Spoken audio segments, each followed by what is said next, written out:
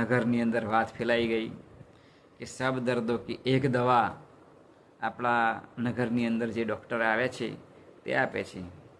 જોગાનો જોગ બન્યું એવું કે એ નગરની અંદર જે રાજા રહેતા હતા એ રાજાના રાણી બંનેને ઝઘડો થયો. હવે જે રાણી હતી એ તો પોતે પિયરની અંદર ચાલી ગઈ.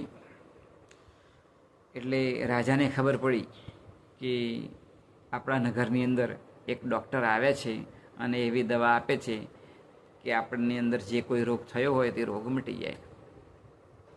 એટલે રાજાએ એ ડૉક્ટરની તલાશ કરાવી, પ્રધાનને મોકલ્યો અને કહેવડાવ્યું કે જે ડૉક્ટર છે એમને આપણા એમ કે મહેલની અંદર બોલાવો.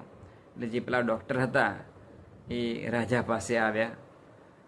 એટલે ડૉક્ટરે પ્રણામ કર્યા રાજા સાહેબને.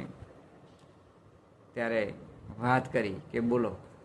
ત્યારે રાજા સાહેબે વાત કરી કે મારી રાણી છે એ રિસાઈને જતી રહી છે, માટે તમે મને દવા આપો.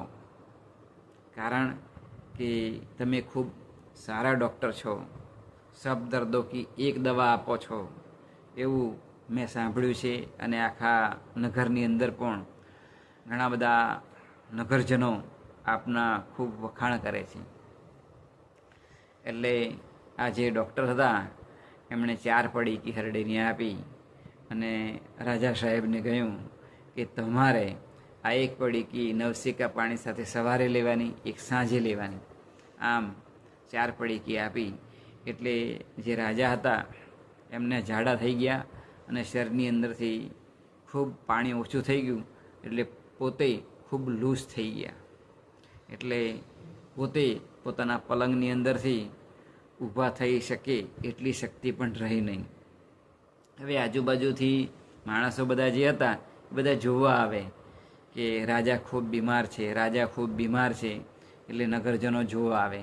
આમ કરતાં કરતાં જે રાણી હતી અને પિયરે ગઈ હતી ત્યાં પણ ખબર પડે છે કે રાજા ખૂબ બીમાર છે, હવે તો કદાચ લાંબુ જીવન એ જીવી પણ નહીં શકે. એટલે રાણીને મનની અંદર વિચાર આવ્યો કે મારે પણ એમ કે રાજાની ખબર લેવા જવી જોઈએ. પરંતુ મોટા ઉપાડે ઝઘડો કરેલો એટલે મનની અંદર થતું કે હું શાની જાવ એમ, એવું મનની અંદર થતું. પરંતુ છતાં પણ રાણીએ પોતાના મનને મનાવી લીધું કે ના, આટલા બધા માણસો જો નગરજનોના જતા હોય ખબર લેવા તો મારે તો જવું જ જોઈએ. આમ કરી અને રાણી